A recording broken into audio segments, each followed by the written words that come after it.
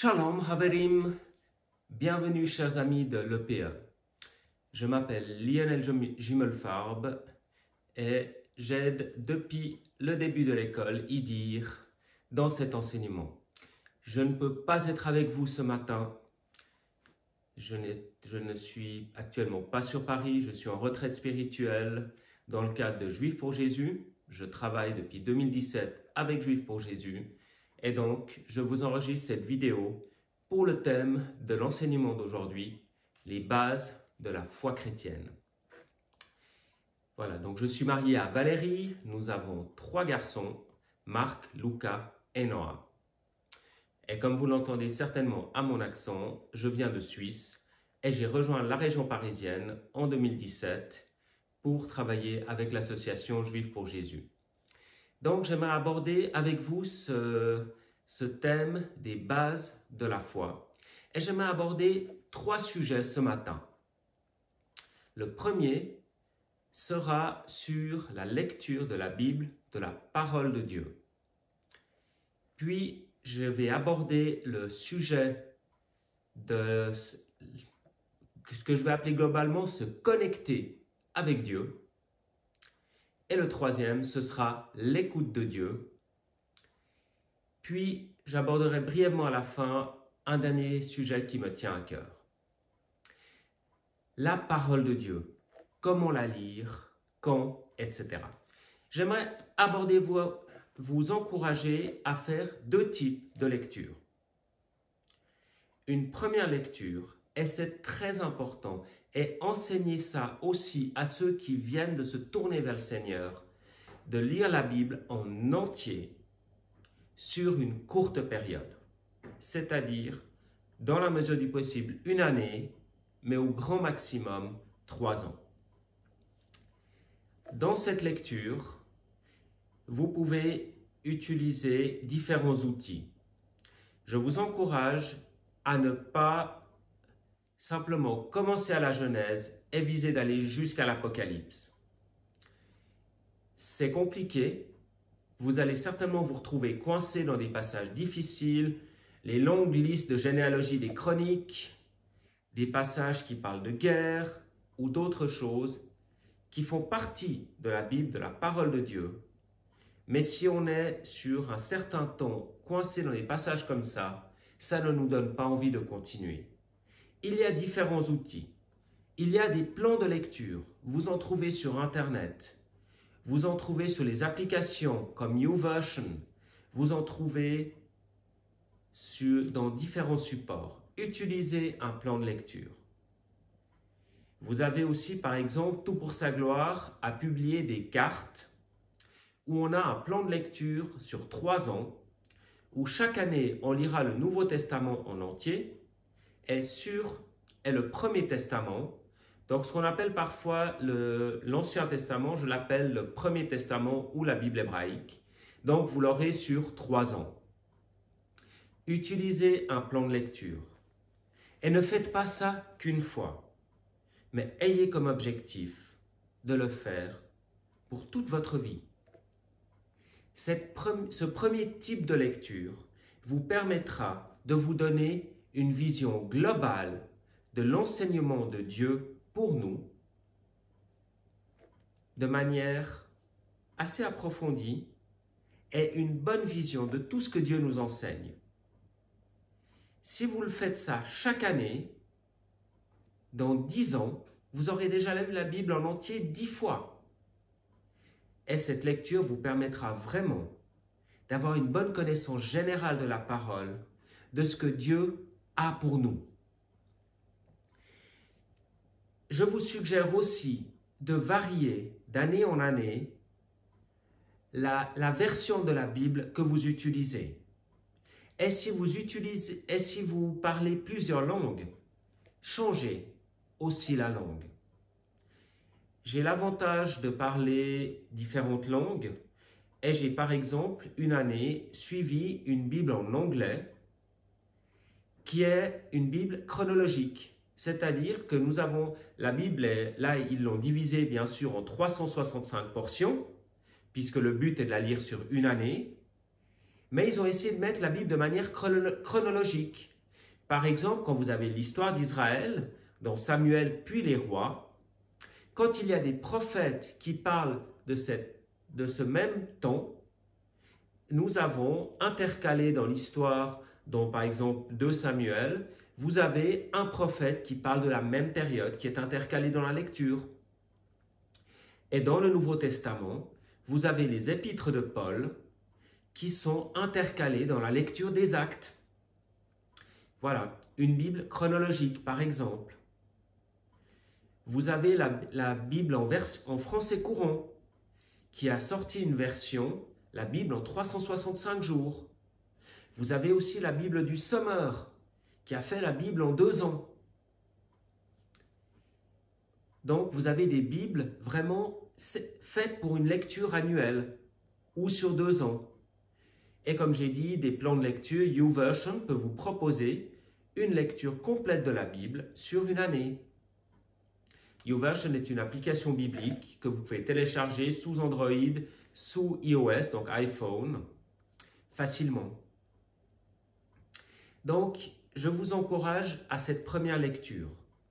Une lecture globale où vous lisez, ça prend une vingtaine de minutes par jour, 20 à 30 minutes, où vous lisez la Bible en entier sur une période relativement courte. Alors, si vous êtes comme moi, que vous avez soif, quand je me suis tourné vers le Seigneur en 2003, il y a près de 20 ans, j'avais soif de mieux le connaître. J'ai lu la Bible en entier 2 fois sur une année. Et j'ai essayé depuis à continuer à la lire sur une période relativement courte. Alors actuellement, étant donné mon ministère à plein temps, la famille, je la lis sur 2 à 3 ans, mais je continue des cycles de lecture de la Bible en entier. J'ai lu peut-être une quinzaine de fois, une quinzaine de fois la Bible en entier, dans peut-être 10 versions différentes. Changer de version me permet aussi de découvrir d'autres aspects, parce que les différentes traductions, les différentes langues aussi, nous font parfois ressortir des choses qui en français ne sortent pas. Ou si vous n'avez lu peut-être que la Bible Louis II, révision 1910, si vous prenez par exemple une français courant ou une Sommeur, vous verrez d'autres aspects du texte qui sortent. Donc voilà, cette première partie, j'aimerais vous encourager à lire la Bible de manière systématique, en entier, sur une période courte. Ça, c'est une première lecture. En parallèle à ça, j'aimerais vous encourager à faire une lecture plus méditative. Utilisez un outil. Il y a sur Internet, par exemple, la Maison de la Bible a sorti Expresso Bible. Un court passage chaque jour avec une petite méditation. Vous avez Notre Pain quotidien qui existe en version papier, en version électronique. Il existe plein d'outils qui vous proposent quelques versets et une courte méditation, un court commentaire de ces versets. Et je vous encourage là à choisir quelques versets et à les méditer au cours de la journée. Vous pouvez aussi sélectionner peut-être quelques versets de votre lecture quotidienne. Dans cette lecture sur une année, 2 ans, 3 ans, vous vous dites, là, il y a juste 2-3 versets là qui m'ont marqué, et vous y revenez, vous les relisez au cours de la journée. La méditation de la Bible, ce n'est pas faire le vide, c'est réfléchir au cours de la journée, prier, Seigneur, qu'est-ce que veulent dire ces versets? Qu'est-ce que tu veux me dire à travers cela? Et c'est les relire, les répéter, y réfléchir. Si vous prenez les transports, vous pouvez prendre un temps, et on le verra aussi dans la question de l'écoute de Dieu, plus tard dans cet enseignement. Regardez, simplement demandez, Seigneur, qu'est-ce que tu veux me dire à propos de ces versets? Et vous vous asseyez tranquillement, ou si vous êtes en voiture, en transport, vous essayez de voir si Dieu vous met un aspect à cœur. Ou si par exemple il y a un verset, vous ne le comprenez pas. Avant de regarder un commentaire ou de chercher une explication, simplement demandez, Seigneur, est-ce que tu veux m'expliquer qu'est-ce que ça veut dire? Voilà, c'était ces deux lectures. Je vous encourage à lire la parole de Dieu tous les jours et à prendre le temps de la méditer. Deux lectures différentes qui se font en parallèle. Une où vous lisez une grande quantité de versets pour avoir rapidement une compréhension globale du message de Dieu pour nous, et une plus méditative où vous fixez sur quelques versets, même un verset, et vous y réfléchissez au cours de la journée. Voilà, c'était ce premier point que je voulais aborder avec vous. Enseignez ça à ceux que vous amènerez à la foi. Habituez-les, dès le début, à beaucoup lire la parole. Et si c'est difficile de lire, utilisez des Bibles audio. Vous avez de nouveau, YouVersion est une possibilité, mais il existe d'autres possibilités. Il existe des Bibles en MP3, il existe des sortes de petits lecteurs MP3 qui contiennent la Bible en audio. Si lire est compliqué ou difficile, écoutez la Bible. Mais tous les jours. Et vous pouvez aussi faire la même chose. Il y a par exemple, Notre Pain Quotidien existe en version audio. Vous avez le site internet, vous pouvez vous inscrire, vous recevez un email par jour et vous avez la version audio qui vous donne quelques versets, une courte méditation sur ces versets et des questions de réflexion. YouVersion a plusieurs Bibles audio. Il y a la version, je crois, Summer qui est en audio, il y a la version français fondamental. Et donc, si vous ne pouvez pas lire ou si c'est compliqué, n'hésitez pas à écouter la Bible. Voilà, ça c'était le premier point. Lire ou écouter la parole tous les jours de ces deux manières dont j'ai expliqué. Voilà, peut-être Idi va faire une petite pause et vous allez débattre un peu de cette question. Peut-être ce que je peux vous proposer, comment vous lisez-vous la Bible? Qu'est-ce que c'est pour vous de méditer la Bible? Voilà. Comment est-ce que vous lisez la Bible? Comment est-ce que vous la méditez? Deux questions peut-être à débattre. Est-ce que vous lisez différentes versions? Peut-être une troisième question. Est-ce que vous lisez dans différentes versions la Bible? Si oui, pourquoi? Et sinon, pourquoi? Voilà. Je vous retrouve dans quelques instants ou quelques minutes pour l'enseignement suivant.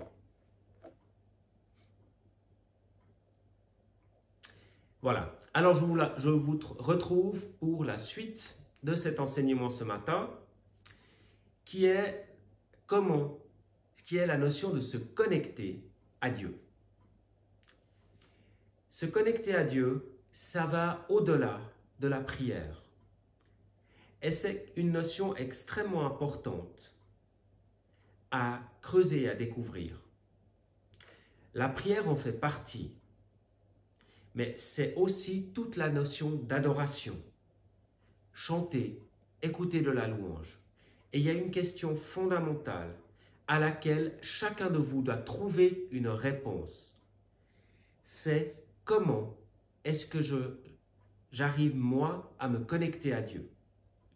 Il y a certaines personnes, pour se connecter à Dieu, elles auront besoin d'avoir du silence, d'être isolées, comme le dit la parole, allez dans votre chambre, fermez la porte et recherchez votre Père qui est là.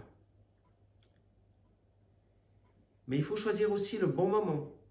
Certaines personnes, si elles font ça au bout de 2 minutes, elles vont s'endormir. Peut-être que ce n'est pas la bonne heure, c'est le matin, elle est fatiguée. Alors il faut le faire le soir. Si vous êtes une personne qui a plus d'énergie le soir. Mais peut-être que pour vous connecter à Dieu, vous avez besoin de sortir, d'aller dans la nature. Parce que la beauté de la nature, vous vous promenez dans les bois, dans un parc, vous voyez les oiseaux, vous voyez les enfants qui jouent peut-être, Et là, vous vous sentez connecté, vous pouvez parler avec Dieu, vous pouvez prier. Et peut-être que vous aurez besoin d'un support musical. Peut-être que du silence comme ça ne vous convient pas, mais vous aurez besoin de mettre de la musique. Peut-être que vous avez besoin d'être en groupe. Vous avez besoin d'être avec d'autres chrétiens, d'autres disciples de Yeshua, de Jésus, votre conjoint. Et seul, vous n'arrivez pas à prier, à vous connecter à Dieu. Découvrez cela. Chaque personne est différente. Et il n'y a pas une seule manière juste de se connecter à Dieu. Peut-être que vous aurez besoin de méditer sur la Bible ou peut-être sur un tableau qui représente une scène biblique. Je sais que dans nos milieux évangéliques, on passe aux icônes, on est sensible ou les icônes catholiques ou autres. D'accord. Mais la Bible n'interdit pas de réfléchir avec une scène. Bien sûr, la Bible, on ne peut pas faire d'image de l'Éternel. C'est vrai. Mais Dieu fait homme, je crois que la Bible ne l'interdit pas.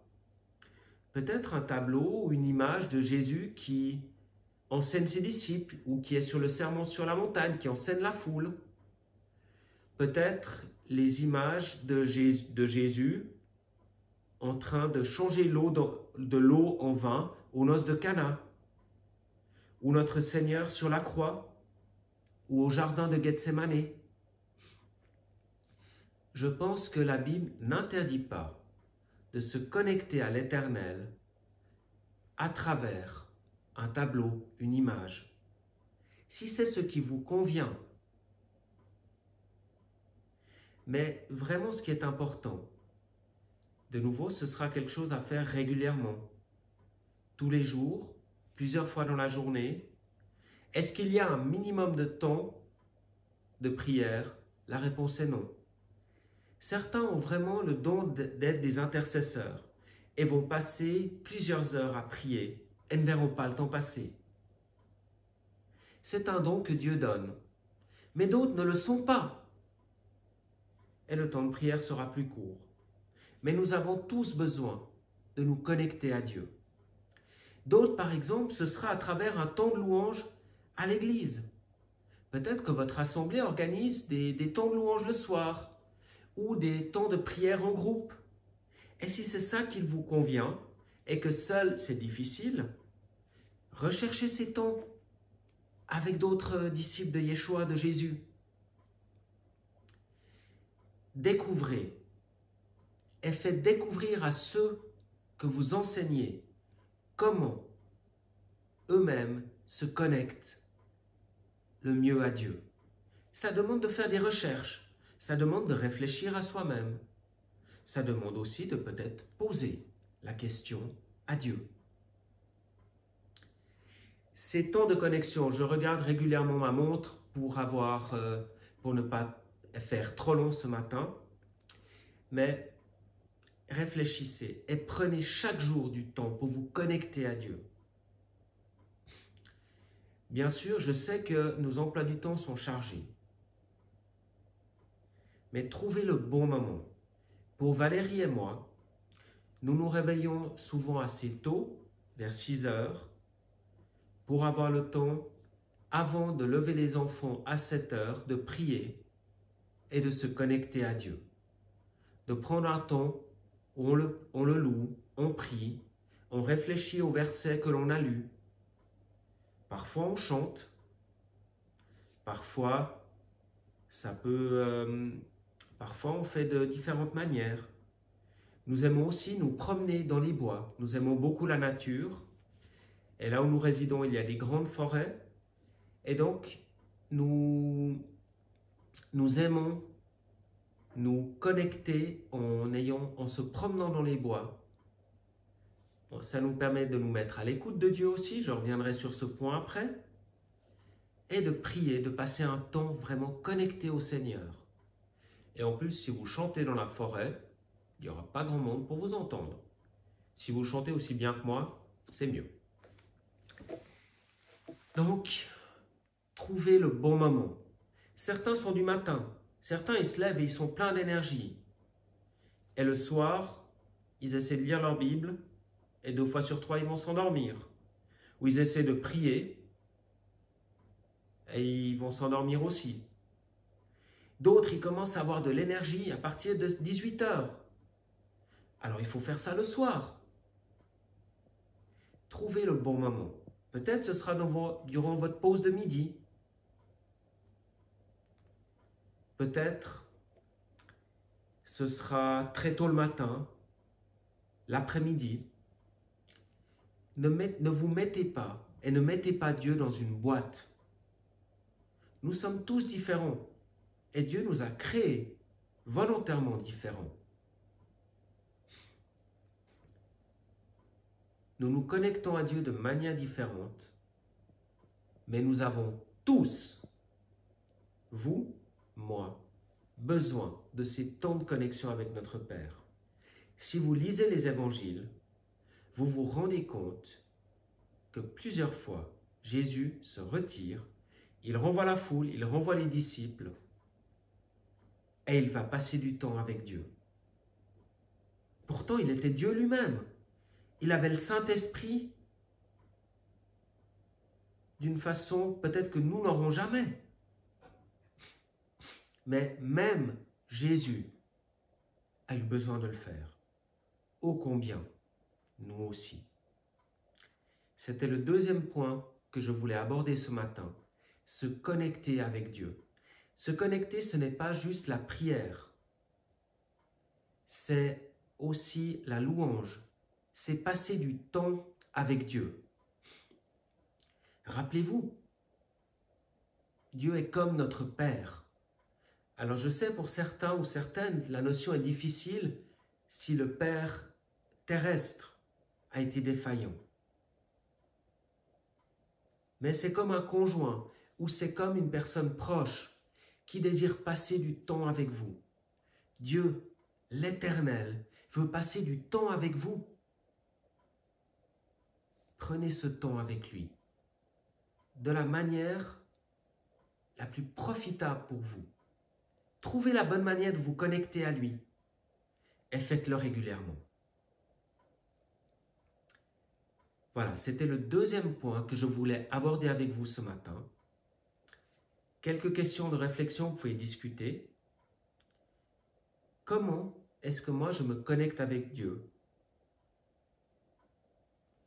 Et peut-être comment est-ce que j'ai découvert quelle était la meilleure manière de me connecter avec Dieu? Est-ce que vous avez d'autres propositions créatives? C'est une deuxième question que je peux rajouter de réflexion. Est-ce que vous avez d'autres propositions créatives sur la manière de se connecter avec Dieu, avec l'Éternel? Et encore, peut-être vous pouvez discuter pour finir. Quels sont pour vous les meilleurs moments et pourquoi? Voilà. C'est le deuxième point que j'aborde ce matin. Je vous retrouve dans quelques instants pour le troisième et dernier point.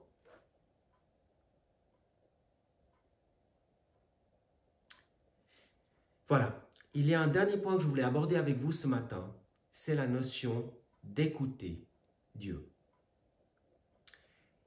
C'est quelque chose que je trouve très important et où en tout cas dans les églises que j'ai fréquentées, j'ai eu peu d'enseignements là-dessus, mais qui me paraît fondamental. Dieu veut vous parler. Dieu veut me parler. Dieu veut vous parler. C'est quelque chose qui est important. Mais l'écoute de Dieu est quelque chose qui s'entraîne. C'est un peu comme un muscle. Si un de vos enfants, si vous en avez vos téléphones, vous allez tout de suite reconnaître sa voix. Mais si c'est la nouvelle maîtresse ou le nouveau maître de cet enfant, vous ne saurez pas qui c'est au téléphone. Dans l'écoute de Dieu, c'est la même chose.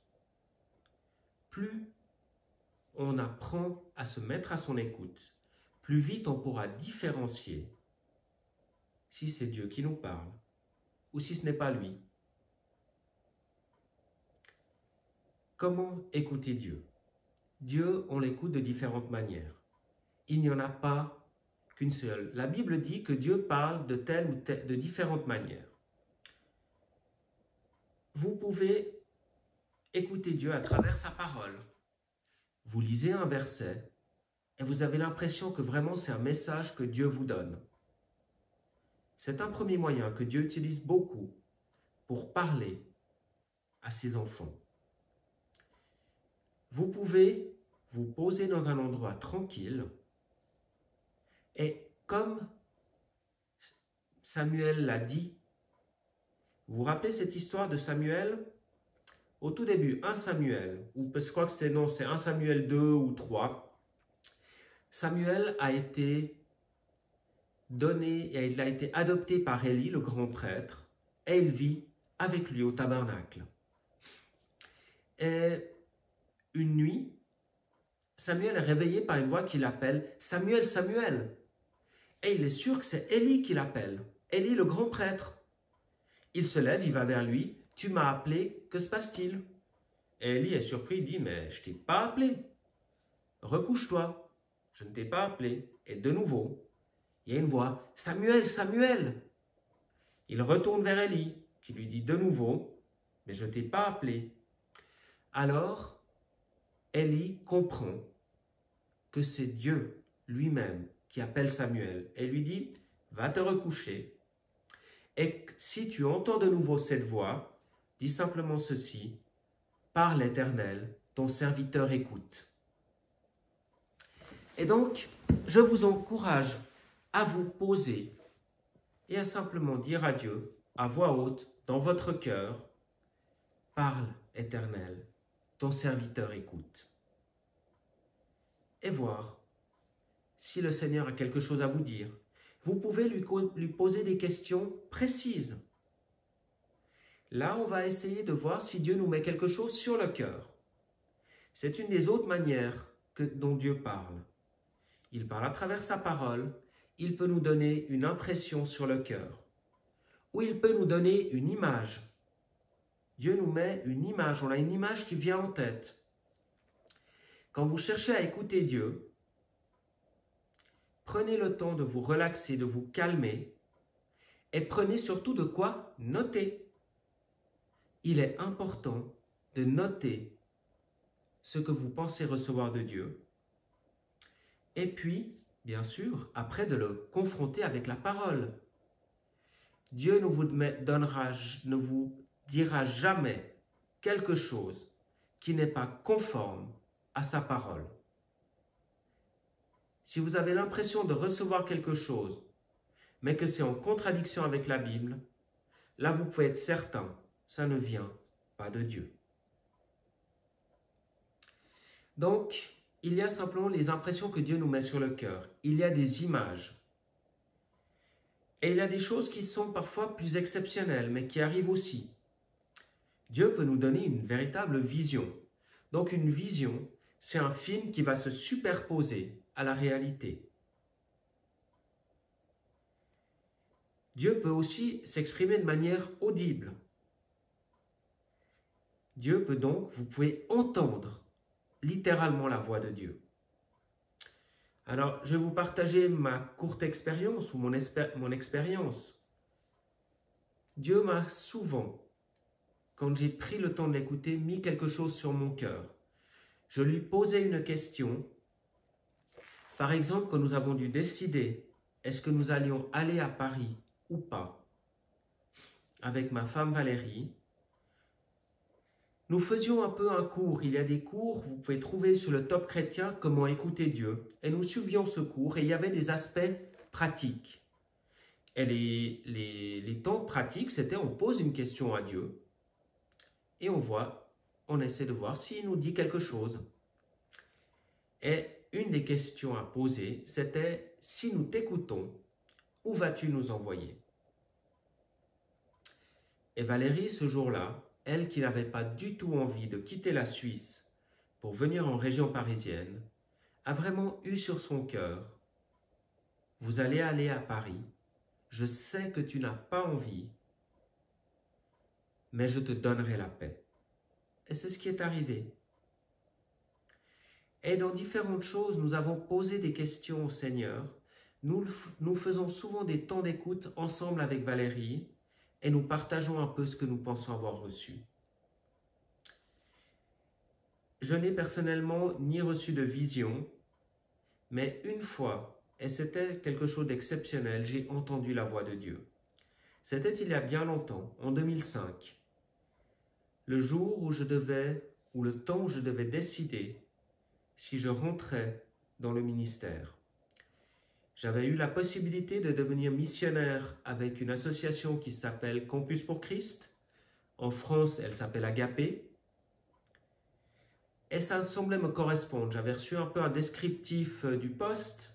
C'est un ami qui travaillait pour cette mission qui m'avait transmis ce descriptif. Il cherchait quelqu'un, une partie administrative, il cherchait qui était dans ce que je savais faire, une partie était de l'évangélisation, la gestion des sites web, des choses que j'aimais faire, que j'avais envie de faire. Mais pour moi, c'était important de savoir, Seigneur, est-ce que c'est une porte que toi, tu ouvres?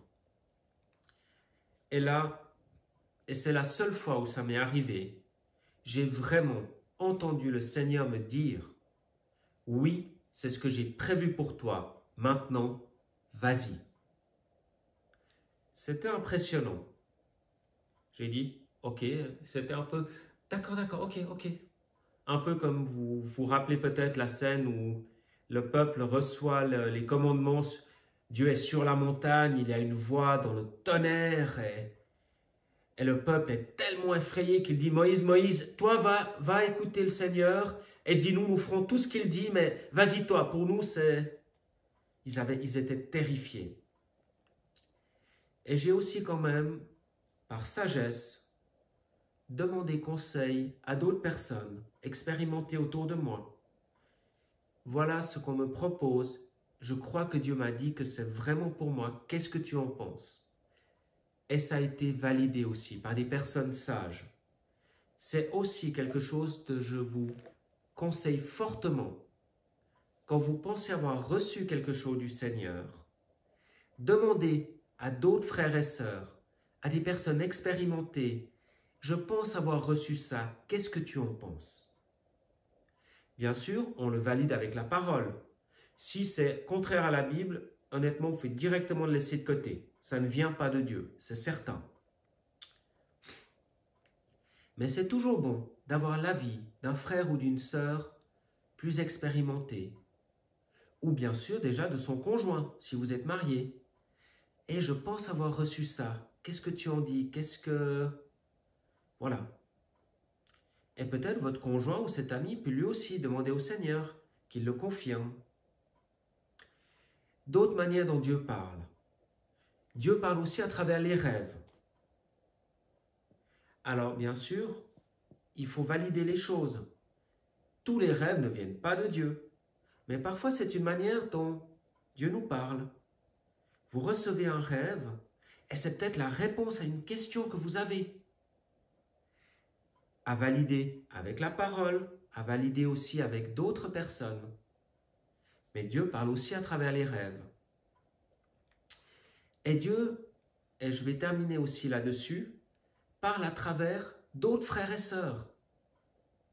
Dieu peut-être a donné une parole à un frère ou une sœur qui vous dit, écoute, je crois avoir reçu de cela du Seigneur. Notez-le et mettez-le dans la prière. Je sais qu'il y a eu des abus dans certains milieux où quelqu'un est venu, Dieu a dit que, et c'était une parole qu'on devait recevoir, qu'on ne pouvait absolument même pas mettre en doute. Et je ne partage pas cela. Il y a des prophètes aujourd'hui à travers qui Dieu parle. Mais même le prophète dont le ministère est reconnu au sein de l'Assemblée et même plus largement, je crois que tous peuvent se tromper. Et aussi tous peuvent recevoir quelque chose pour quelqu'un. Mais il faut avoir l'humilité de dire, écoute, je crois avoir reçu cela pour toi. Je te le donne, je te transmets cela et je te laisse voir ce que tu veux en faire. Peut-être que c'est juste, peut-être pas. Et vous-même, quand vous recevez quelque chose, ayez cette humilité de dire, je crois avoir reçu cela. Et on demande à d'autres, si c'est quelque chose pour une autre personne, soyez particulièrement prudent. Parce qu'il y a des choses qui peuvent être blessantes. Alors, écoutez, on dit parfois avant de parler, il faut tourner sa langue 7 fois dans sa bouche. Soyez prudent avec ce que vous recevez du Seigneur. Mais restez à l'écoute. Après, Dieu peut vous parler. Je vous ai dit que je vais souvent dans les bois avec Valérie, dans les forêts, Et Dieu souvent, ou parfois, je dirais souvent c'est certainement exagéré, mais Dieu m'a parlé dans la forêt. C'est un lieu calme où je peux vraiment me connecter à lui et être à son écoute. Il y a des liens, la lecture de la parole, la connexion avec Dieu par la prière, par d'autres moyens et l'écoute de Dieu. Ce sont des choses qui forment un tout et des choses à pratiquer régulièrement. Ne mettez pas Dieu dans une boîte. Si Dieu vous a parlé d'une manière à un moment, ça ne veut pas dire qu'il vous parlera de la même manière à un autre moment. Peut-être que oui, mais peut-être que non. Dieu parle de différentes manières, pour différentes périodes aussi. Mais si vous prenez le temps de l'écouter, avec ces différents, et il y en a d'autres encore, il y a d'autres manières dont Dieu parle, vous verrez que Dieu vous parlera. À ceux qui sont nouveaux dans la foi, enseignez-leur dès le départ.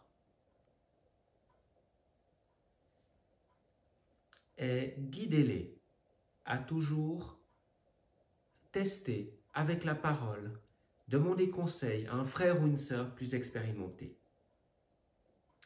C'était le troisième point que je voulais aborder avec vous, être à l'écoute de Dieu. Quelques suggestions de réflexion. Échangez peut-être les uns avec les autres. Est-ce que Dieu vous a déjà parlé? Et si oui, de quelle manière?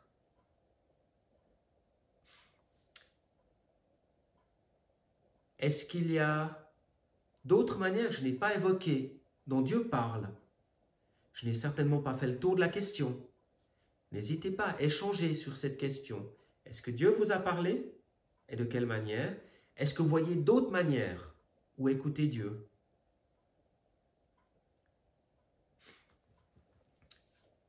Quelques courts témoignages peuvent être très encourageants. Voilà. C'était ce troisième point que je voulais aborder. Je prends quelques secondes de pause, comme Saïdir pourra couper la vidéo et faire ce temps d'échange. Puis j'aimerais encore vous donner un dernier point qui me tient à cœur.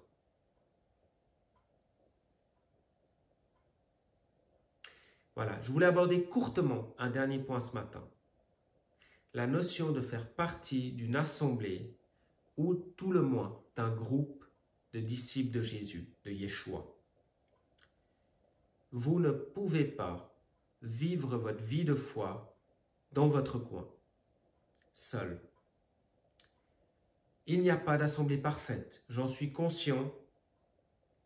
Dans mon ministère, j'ai parlé dans de nombreuses églises. J'ai aussi déménagé, changé de pays, donc changé d'église. Et je peux vous dire, il n'y a aucune assemblée parfaite. Mais je vous encourage à fréquenter une assemblée et à vous y investir. Ce n'est qu'au contact d'autres frères et sœurs dans la foi que l'on peut vraiment grandir dans la foi, dans la relation avec Jésus, dans la relation à l'Éternel à travers Jésus.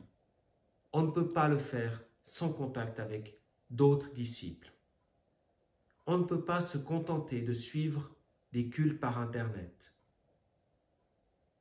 Peut-être il n'y a pas d'église où vous ne pouvez pas, mais au moins un groupe de maison, d'autres chrétiens, mais que vous fréquentez régulièrement et de manière continue.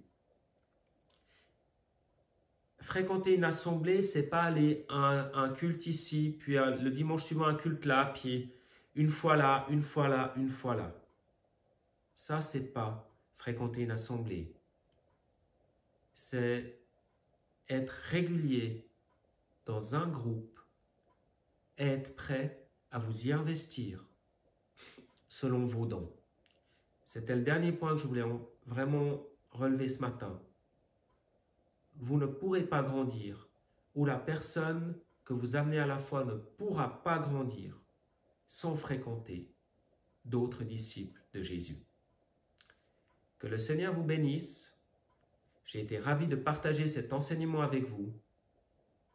Shalom.